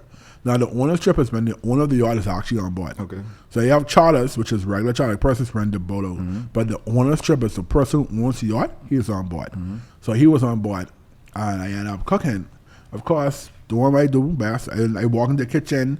I did provision. Provision means shopping for the boat. I never did anything. I just knew what was there. Mm-hmm. So, of course, when I went under the boat, first person it was on my agenda was the chief stew. Mm-hmm. So I already got the background. She was a person who was very dominant, whatever the word is, dominant in terms of her position. Mm-hmm. She wants to run things her way, which is fine. I had a conversation with her. I said, hey, let me talk to you for a couple of seconds. So I took her off the boat on Bahamian waters, on the line of Atlantis, and I said, hey, I understand this is your boat, but this is my kitchen. Mm-hmm. Now we could be respected, and we could have a beautiful relationship, but at the same time, that's how you want me to respect you, I'm going to respect you. Mm-hmm. How you want to respect me, I want to respect her. Mm-hmm. So she's like, what are you talking about? You just come here. I say, hey, he down there. Yeah. I say, I need you to bring it down a little bit. Yeah. That's why I put you off, but I know he's going to get loud. Yep. I can see he was a loud person. Mm-hmm. So she's like, oh, just do your work. I do my work. I said, fine. I'm fine. So we go into the kitchen. I started cooking. She in the kitchen, like she playing, like she looking for things in the kitchen. So I got a green tape. So most yachts they have this green or blue tape, right? Mm-hmm. So I put the tape on the line, on the kitchen floor. Mm-hmm. I said, that's your side, that's my side. Yeah. So you don't come on my side unless you ask. Mm-hmm. So she look at me, and she walk off, right? Mm-hmm. So she did it. So I had some water I was gonna put in the stove. It was cold water. So when I saw she was coming, I know she was gonna test me. So the minute she crossed the line, I crossed into the water, and the water went in her. So cold water. It could have been hot, but I know she's going to do it. Yeah. But I've been in this position before. So we established boundaries and direction at the time. So she's like, I said, this is the reason why. Tell you to let me know when you come in the kitchen. Because you don't stay behind. English is not your first preference, and that's my only preference. Mm-hmm. So that's why I had this here. So we fixed that problem. So I think for her, when I started to cook, and the owner loved the food, she was good after that. So I boiled it down to the fact that I think the chef wasn't good enough, and it was working out hard, and that's why they had to fall out. Sure. So when I started to cook for the owner, him and his friends, he has charter friends, they go on a charter every year, loved the food. So that 2-day trip moved from 2 days to 1 entire month. I was on that yacht. Wow. I was on that yacht for an entire month. For the summer, I brought in how old I was at the time? I want to say my 28th birthday on that yacht. And we started off in Nassau, Paradise Island. We went from Nassau to Cat Key, from Cat Key to Bimini, from Bimini to Stanley Key to Harbor Island, and we end up docking inside Miami. That was the first time I ever rode in the yacht. I docked with this big, huge yacht in the Miami port. Wow. So that moved from an entire month. And was it just you as far as the team? Just me. I was the only chef on board. Okay. And that's how it is on most yachts. You're the only chef. So I went from, when we was in the Keys, we had the provision. The year had to been taking grocery to the airport, dropping it off, sending me grocery because I was around COVID. So of course planes wasn't moving as much, but they get like private charters and stuff like that. So we moved from, and I was able to, I made a couple of dollars. I mean, money was good. Hey, we got since you segue into it, I might as well, so let's talk finances, right? I don't want you to get too personal. I'm trying to get into your business, right? But I do want to highlight the success rate, right? That you've experienced, like from starting the Bush Cook to being able to expand, being able to do private catering on the yacht, private chef on the yacht, and then expanding into Oasis now, and then Oasis itself is even expanding. Yes. How has the financial journey been? Like, how is it growing? How good is it? How comfortable is it? Like, what could you share? What I could share is that it's costly. It's expensive. Of course, in the world of culinary and restaurants, we're not the go-to to invest. When you have about the top 5 things you have to invest in, restaurants and bars are always there. So what if you need some money next week? Honestly, that's what you meet with people saying. Sure, people meet you at the door saying that they don't want to invest in restaurant because it's a guest. Yep. Like, I have the hope you could cook. Yep. Because the average investor can come and jump behind the stove and start cooking. Yep. The average investor can start serving tables. They may be able to be a hostess and welcome people to the door, but they still try and figure it out. Most investors want to have some kind of understanding of the business. They're going to move on your numbers that you're presenting and the hope that you're going to be good at it. So when it comes to the restaurant business, like me and Dia absolutely have no investors in our business. Wow, okay. No, it's pretty much us. Okay. Now, we had one or two friends along the way who would have helped and made some loans, but not an investment. So we don't have no investor in Oasis or the Bush Cook. And by far, when you see the restaurants that failed, and you understand why. So to start off, like Bush Cook and our location at Boyd Road, looking at the numbers, we was about 20K into that. Of course, if you look at what we're doing now, it's by triple in terms of investment, in terms of our other locations. But that's more so at time. It wasn't 20K all at once. So let me give you a story. And me coming up, I also had a vision, understanding on what I wanted to do, right? So of course, seeing things like shutting down, I would go to the restaurant and buy a table, buy a refrigerator, buy an oven, and I have it inside a container, and just keep on storage. He was like, "Bro, you was a holiday. Like, would you keep on buying things?" I say, "Hey, you never know. We could need these things." Wow. So you just saw them at good prices. I saw them at good prices. Like, yo, I got wow. Person selling, especially during COVID. But was this like you just having foresight to say, "Hey, I want to do something"? Or yeah, foresight. But then I also had this mindset of like, I always wanted to do I worked at Ocean Club one time, and I saw how a buffet was. And I always wanted to do a proper buffet like that. Got you. So prep tables, ovens, grills, like certain kitchen things that persons were selling at good prices. If I could afford, I would buy it and put it inside a container. So full circle, when we opened up the Oasis in Palmdale, I never had to go and purchase kitchen equipment because I pretty much had a whole set already inside the trailer. So stuff like that happened over time. Even when we moved into the other location at Oasis, I had other stuff still stored there. And by that time, Amazon was also had a lot of kitchen equipment. Because one time ago, you only could get kitchen equipment from Nassau to the Restaurant Supply, places like that. But Amazon started tapping into the market, so the prices were fairly good. But the money factor of it is like it's expensive. Sure. And especially renting, because both of our locations all of our locations, Boyd Road, Palmdale, and the North Oasis, we rent. So, and rent in the Bahamas, as we all know, is expensive. Yep. And a lot of persons don't understand that most of our buildings are not conducive with commercial usage. Like they build for ordinary rent, clothing store, bar here and there, but nothing to that magnitude where you pretty much turn over 50, 60 covers, 80 covers a night.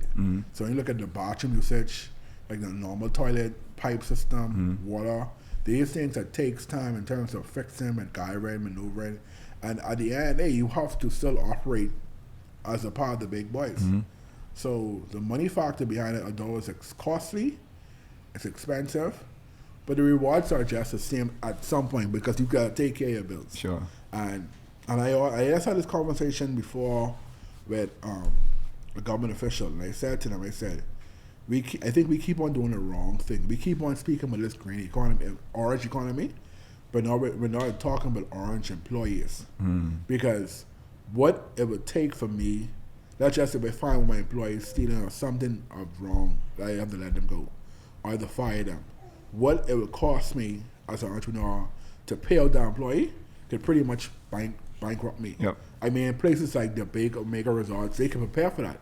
They could do it in a day. I gotta literally take that chafing from that person because I can't afford to let the person go. And when you talk about 2 weeks vacation, these things literally, or we will suspend them, let them go. Like, it's factors that, thankfully now I'm okay, where I could, if it really to that point, I'll bite the bullet on it. Yep. But prior to that, I had to take that chafing. Yeah. So it's costly. Persons look at it and see, like the other day, we have 63 staff members. Wow. Like 63 people work at the Oasis under me and my wife. So when you look at salary and payroll and benefits of my HR person, because when you want to get the best, you got to start giving what the best is give. So that's like insurance, stipends, like being able to woo them over here, because everybody ain't believe in the hope and the dream. People still won't be paid. I mean, although thankfully my HR person, by grace, she's a beautiful person, she works well. but persons normally don't buy less the money there. Sure. So so I guess what you're saying is it's costly, it's expensive, right? Yes. But it's rewarding. Yes. Once done correctly, you manage yes. everything that needs to be managed. Yeah. Get the right people, because people is important too. Yes. I would imagine you have to Yes. find the right staffing, the right people in these different positions to help the business The operate, brand, help yeah. things be successful. So yeah, man, I'm inspired, by this story. Just your growth, your work ethic. Yeah. You try to do everything all at once. And it panned out for you, man. Yeah. So what's the future for the Bush Cook and Oasis? The future right now, to be honest with you, it feels as if we're ready to grow in the current location again. Okay. It feels that way. It feels so because every night we're still turning persons away. We're still literally, because at Palmdale, literally, if we didn't have a reservation, we could not guarantee you see there. Now it's actually almost the same conversation. Unless persons cancel, unless my host is able to maneuver at the door, they get persons inside. And this is at the new location. At the new location. Wow. And you guys, you just opened this year, right? Yeah, we opened in February. Wow. So we haven't seen less than 100 covers from since we opened up. Wow. And that's per night. Like this upcoming weekend, we have about 224 in the books for Sunday. We already closed Sunday off. We have 183 on Saturday. Friday is about 200 plus. Wow. So persons it's buzzing. And like I tell staff, we are at the point where we have to maintain. So of course, temper flare. Of course, sometimes we don't always hit the mark. But for me, I'm a quick person to say, hey, comp it, take it off the bill. We actually had a person most recently. My server wasn't feeling too good. She had an eye allergy or something was happening with the eye, and she said that the person brought the dessert to our table and just walk off. It was her mom's birthday, right? And they just brought it, light up and everything, they just walk off. Now, in defense of the server said, Corey, I really don't feel good, but I could push tonight because I know y'all busy. I don't want to go home. I can respect that. So when she, person, they record everything. She recorded the person. I don't think she intentionally recorded her. It's just that she ended up recording because she brought the dessert to come. Yep. So the person didn't say happy birthday, they didn't do anything. So what I did is that the person messaged me on Facebook. I reached out. I said, hey, I apologize. That's not the norm. It shouldn't happen.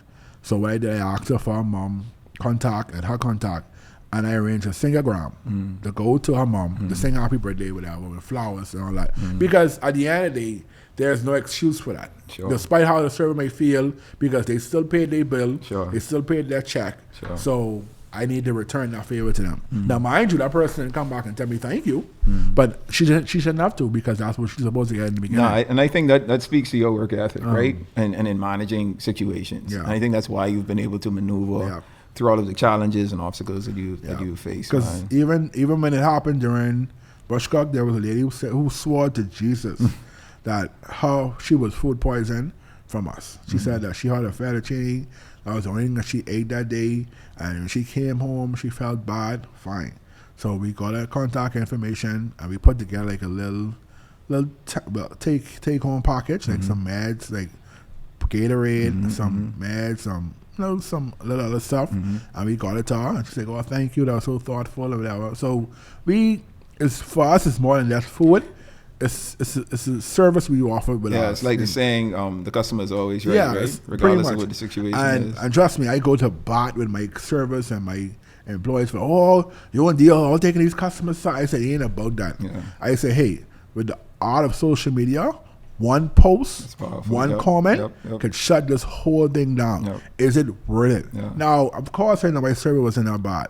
Of course, I believe that. But hey, I get you on my side. We need to bring her on our side now. So it may cost me a few dollars.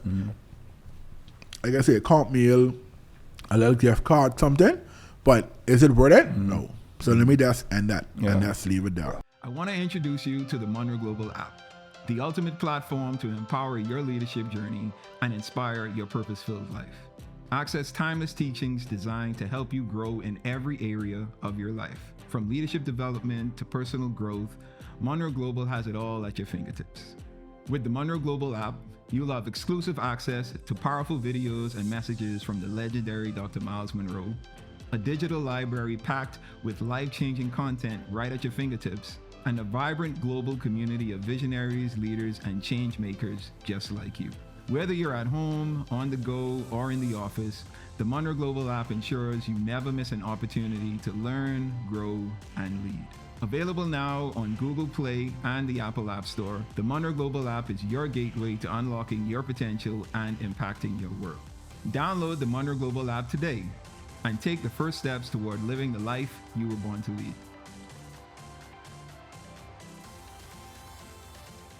I want to circle back to something because I want to close this out because I don't want the audience to miss this point, right? You mentioned that you started to work on a yacht and you started out supposed to be for 2 days, ended up working on the yacht for a month. Yeah. But that you were saying that story to tie that into how Oasis got started. Okay. So I want you to connect the two. Okay. So the Oasis, that concept came from being on the yacht.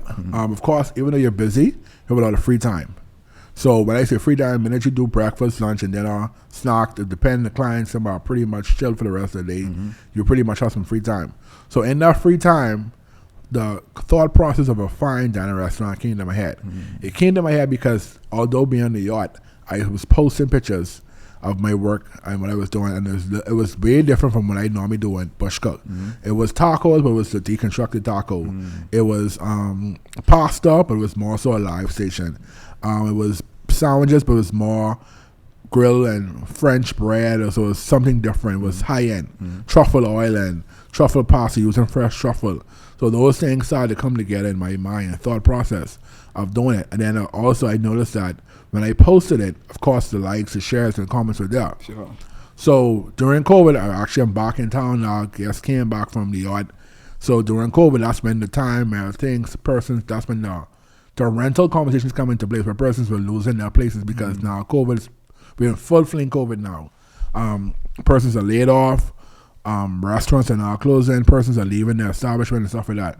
So me, on my route from where I lived to Palmdale, I was actually cutting through Palmdale and I saw the location available at Palmdale. So me, that's inquiring because we're always inquiring about different locations. Now, initially, when I inquired about that location, my thought process was bush cook. So when I brought Dia to the location, she was like, "Bush cook can't come here." I was like, "Why?" She said, "She ain't feeling that." She said, "They're saying bush cook." She said, "She don't know what it is, but it ain't gonna be bush cook."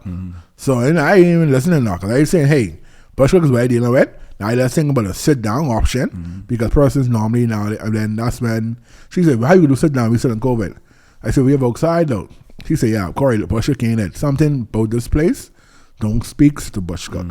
So we started talking, and as we started putting ideas together, I started designing a menu. She said, "What about this menu?" We said bush cook, right? So I think about rock lamb, I think about New York, I think about ribeye, salmon, truffle pasta, these things like that.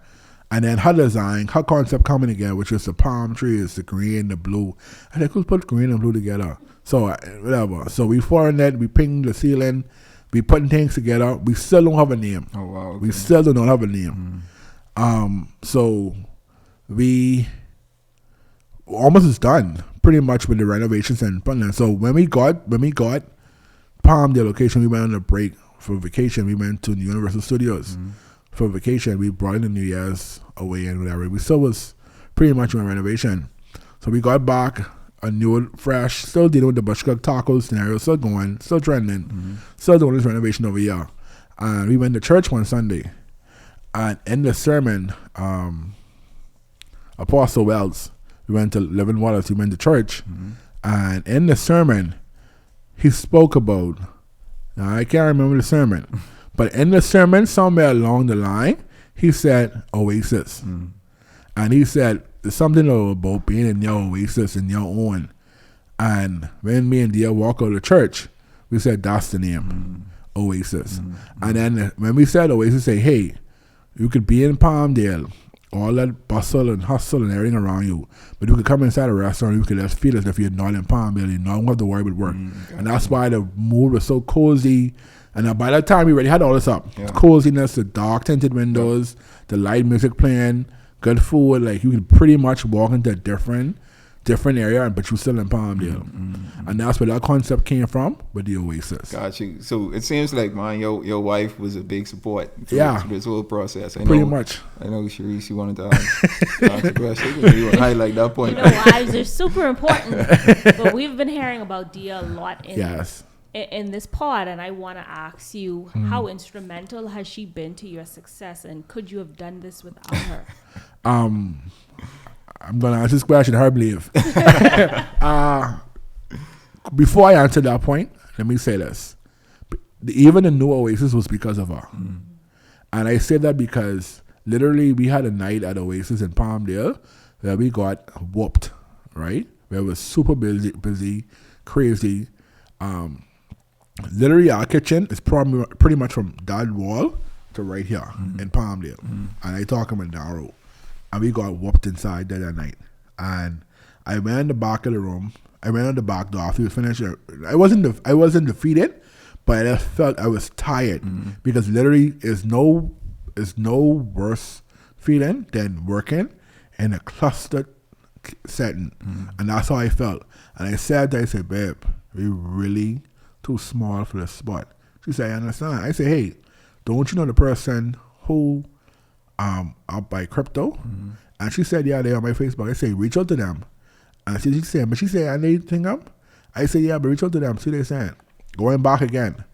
When crypto first came out, it was Luciano's. When they first came out to go on the market, because it was actually COVID, I saw it on a real estate page. I said, babe, this is a good location. She said, oh, you can pay for that. So when she said that, that was off the table. And that was like the start of COVID. Like, it was the first restaurant that closed before COVID. So now we get into now, Oasis is open, which is this year. So going back to it, and I said to her, hey, do you know the person? She said, yeah, she know them. She said, I can reach out to them. So that was Saturday.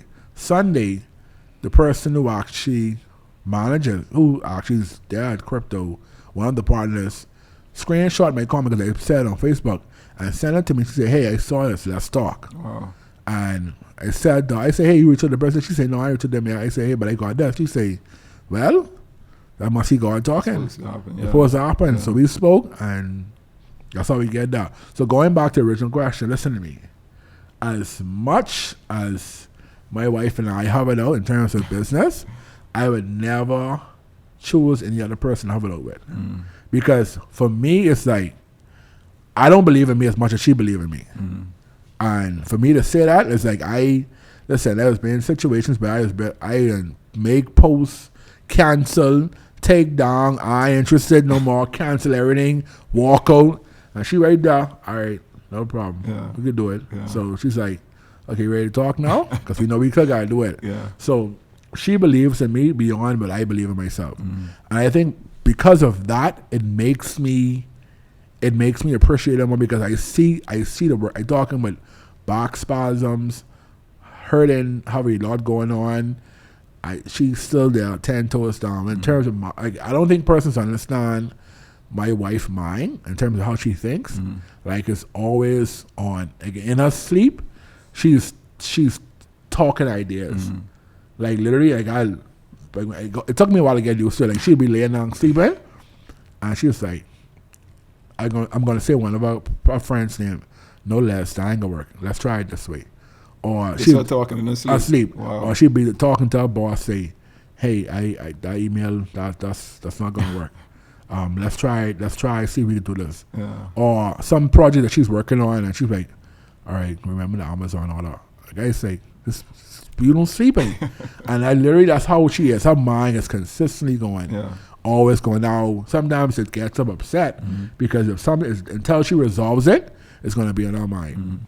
But the power of her and I, and mostly her, because I cook. That's the only thing I do well. And she cooks as well, but she don't cook. I have that under control. But in terms of putting things together, SOPs, systems, and mind you, we buckhead every day. But at some point, you learn to let persons lead. As men, we feel as if we always got to be in charge. We have to be the one to do it all, and society builds us like that. But I'm getting to the point where I'm less letting her do it all. Now, mind you, I as a man, I feel bad sometimes because no mind. Yeah, you gotta let them. Yeah, but she there to help, right? Yeah. And in the areas where she excel at, you gotta let her excel. Man. She does an acting job in terms of like, I'm a person. I'm one track minded, so I have one thing to deal with. I'm just gonna deal with that one thing. Sure. Versus her, she's like no way. I be driving to school. You put the topic inside the middle, and you have the different thing. That's all. I got you. Yeah, she all over it. I promise this is my last question. We've heard your story from a young man to now, a much older young man. And you've gone back and you've reminisced on how you could have done things differently as a young man, thinking that you knew everything, and the life lessons that you've learned now. What is one thing you would tell your young self based on what you know now? What is, whether it's a leadership thought, what would you tell your young self now that you've experienced everything you've experienced? What is one life lesson you would tell your young self? Corey, this is what I want you to know. I would have found you quicker. But to be honest with you, I think I'm still trying to figure it out. I don't think I've probably got to that point where I could say that one particular thing. I think I'm still having challenges, both personally and professionally. But one thing I could say is that I probably would have, I can't even say that because everything that I did has led me to this point. Sure. So there was never one scenario where had I not left the Hilton, I never would have met the chef, the Great Cliff. If I didn't meet the chef, the Great Cliff, I wouldn't have been able to meet the Bravo McCartney. If I didn't meet Bravo McCartney, I wouldn't meet Lisa McCartney. If I didn't meet Lisa McCartney, I wouldn't have the opportunity to say, hey, I had to leave to be able to go to tourism full time, to be able to leave tourism to go into the bush cook. So every uncomfortable position have led me to some comfort at the end of the day. Pause. Yeah. Yeah. Did I say pause? No, that's a Pause. bar. All right, yeah. So, because of those things, I can't say because I still good. I lost friendships, lost persons who I thought would have been down with me till this day. I've gained new ones. I've trusted persons. I've met Dia through all this because had I not do what I did from the foundation, I probably would have been with her. And so that has led to one of the good things. She's one of the good things in my life. I don't say it as much as I should, but I think she knows. I think as just simple as yesterday, we went on a date and I didn't compliment her. Actually, there was something that she always wear, not always wear. I said it to her. She wears a jeans. Anytime she wears like a jeans shirt, it just... for some reason, just excites me about her. And she has her hair in this kinky, curly thing. And she did that yesterday. But in me focusing on everything else, I didn't acknowledge that. And she brought up last and she said, you didn't notice I had a jeans? I said, yeah, I did, but I didn't say. She said, why? I said, because anyone on before, she said, so what? And I said, yeah. So there's certain things I'm still learning to do. Like, I think I literally was having this conversation with myself the other day, saying, you know what? This life's so weird. Yeah. This life just weird. Like that's like, no matter how much you think you have it, you don't have it. Always learning. Yeah, it's always learning. It's just disappointments, disappointments, and you could be at the highest moment in your life. And I quote the same segment from Will Smith. At your greatest moment is when the devils attack you, right? And I feel as if something like I could be in my restaurant, persons, orders coming in, bar buzzing, money making, and I still there trying to figure out if I doing this right. Sure. I still down on myself. I laughing and smiling now. I in the customer place with my employees, but in my back and my head. And I think both D and I suffer from it. I think that's every entrepreneur. Yeah. You know, because me and Sharice have those conversations all the time. Like you never think you're doing enough. Like am I doing, like what I doing? Like is this enough? Am I doing what I supposed to do? So I think that's all entrepreneurs, right? Just always trying to push the envelope. Beat ourselves. So I think to answer the question, I can't answer it because I still think I still figuring it out. Sure. I think I still figuring. Like it's not like a job. Like you said, you had a job. You was the security. You know what you're doing. doing. Now you was cashier. Now you was secretary. Now you're moving up. Like at the entrepreneur, you are there. Yep. You are the owner. Yep. You are the security. You are everything. Yep. So you want to figure everything out. So at the end of the day, where's the real reward? Yeah. And then my real reward, sometimes like when I see my employees doing good, like when I can see one of my employees who used to work for me and say, man, like, right, I brought my nephew in fresh out of school in my student apartment. I want to say from Marquis Street, like literally going through the same process I went through. Never got a chance to go to college because not everybody's college bound. And now he's running my line. He's running my main line. So he went from washing dishes to helping season meat to dropping fries to cooking wings to making sauces. To now you can literally come in there and run my main lines. And that's what it's about, right? It's about creating opportunities for others, family members, friends, the next generation. Exactly, and that's what it really is because like no one, I always tell like some of my waiters in some restaurant, 1920, there's no way back in the day you could have been a waiter at that age. You was either a busty, a barback, or pretty much a kitchen prepper. So like at my age, I couldn't even work the line. Like I was never able to. I didn't start touching meat inside the kitchen till I was 21, 22. And I thought I'm gonna touch meat. I thought I'm gonna take it out of the freezer and put it into the torrent. I was never cooking temperatures, never doing none of these things. So we have cooks in my line. Some of them young, 19, 20, cooking temperatures, showing them how to do it with their palm, to feel the temperature. Those things I'm passing on. So I think for me, it's being able to see persons like I always say, who teach you that? Yeah, Corey, who teach you that? Like I always get off and like, who teach you that do that? Yeah, Corey, who teach you that? No, that's what it's about, man. That's what it's about. Well, I have two last questions. The first is what's the biggest lesson you've learned to date? Like everything you've been through, what's the one lesson that sticks out to you? Stay humble. Stay humble. Stay humble. Like me being humble has granted me access to things that I never thought I would have seen or be a part of. Now, you wasn't always humble. No. Yeah, I wasn't always humble. That's why I say stay humble. Got you. I wasn't like that. Like, I could never see myself again being cocky, arrogant. Sure. Even when you watch certain movies, there's a movie I watched called Burn. It's a chef movie. And he said to the chef, he said, you can never work for me. He said, why? Because he's cocky. He said, chefs supposed to have this cockiness and flair about them that when you walk into the room, you could take over everything. I'm that chef in the corner who could be quiet.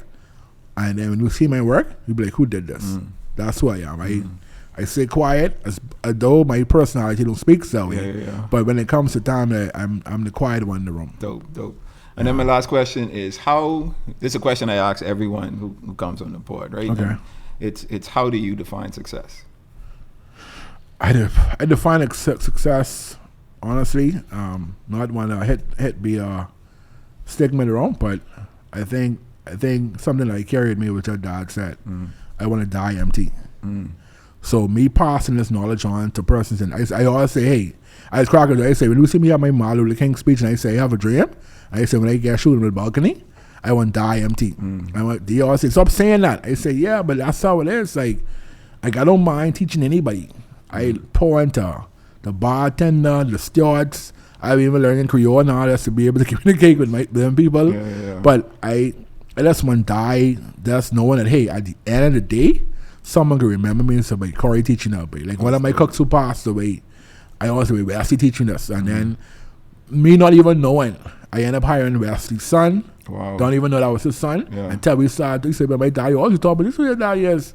I didn't know that might be my daddy. And he said, no, man. He said, Wesley. I mean, I'm sorry, I said, yeah, but that's my daddy. Wow. I didn't even know that. Wow. And so even my nephew now, even though he going through that same cockiness and arrogance he having in him right now, I see it and I keep on. I say, bro, I can bite you. Just listen to me.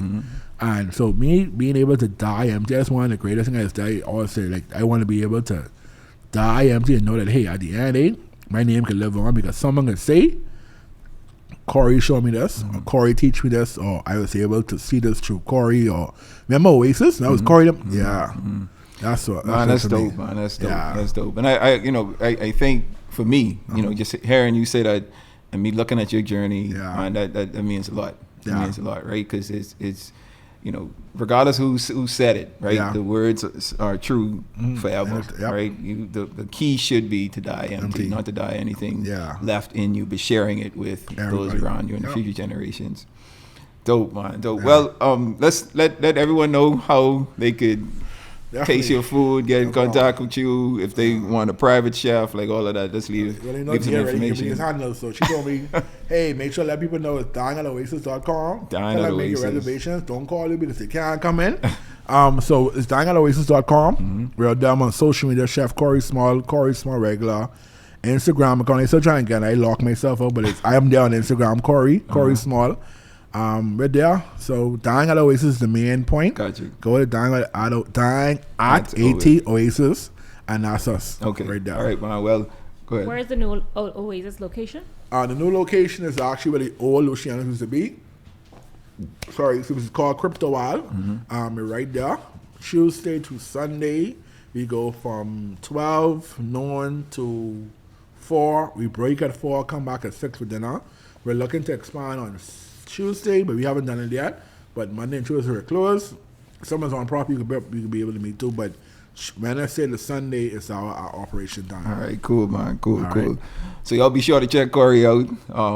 If you haven't tasted any food from him and any of his establishments, you need to do yourself a favor. All right, so you could be tripping over them tacos. Yeah. All right. So we reached the point of the pod where I want to leave with you a milestone, right? And this milestone is very in line with what we've been discussing with Corey today. And the milestone is success is like a great dish, right? It takes patience, it takes passion, and it takes persistence. Once you keep cooking, the vision that you have will eventually be tasted by people who are the right people to taste that, all right? So just want to encourage you with that. Keep cooking. You know, stay persistent, stay passionate about what it is that you're doing, and eventually the right people will come around and you'll be able to share your gift with them. All right. So Corey, man, thanks again for coming and joining the pod. I really appreciate you coming to tell your story. My first podcast have been on. Thank you for inviting me. Nah, man, I was to see it trending here and there. Glad to be on there. But I have to bring you back, man, because there's a lot of stuff I wanted to get to, but I just wasn't able to get to because it was we were talking about so much. Yeah. We need Dio on too. Yeah, that's true. We can bring you and your wife on, man. I think that'll be a great part actually. That'd be a great idea. But congratulations, man, on all your success. I wish you nothing but more success in the future. Thank you. Everything that you're doing, man, I hope you keep it up and keep serving those dishes people trip out over. I appreciate it. All right, but with that brings us to the end of the pod. As always, the vision and goal of this podcast is to entertain, educate, and elevate you miles high above your fears, your doubts, and any limitations that you may think exist, always knowing that those limitations only exist in your mind. All right, until next time, you guys stay blessed.